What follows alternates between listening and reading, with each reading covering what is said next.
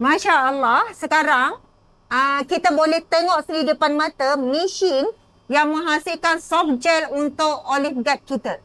Yang mana mesin ini, dia masak ubi kayu. Sumbernya pada ubi kayu, lebih kurang dalam 5 jam. Dimasak dengan satu proses yang sangat teliti, lebih kurang dalam 5 jam. Lepas tu dia akan menghasilkan gelatin. Gelatin halal. Gelatin ini yang bersumberkan daripada tumbuhan ni, itulah yang dibuat kapsul tu ataupun soft gel yang kita masukkan di dalamnya olive guard kita. Masya Allah. Dan bersama dengan saya ni adalah satu certification Vegetarian Declaration Soft Gel Vegetables.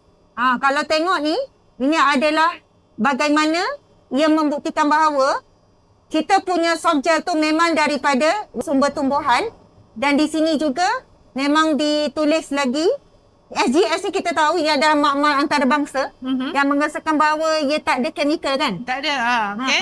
Dia selamat. Betul. Dia daripada makmal lah untuk makmal analisis lah. Betul. Makmal analisis ni membuktikan bahawa soft gel olive guard kita ni memang tidak ada animal content langsung. Sepenuhnya daripada tumbuhan. Alhamdulillah. Bertambah yakin, Doktor? Alhamdulillah. Alhamdulillah.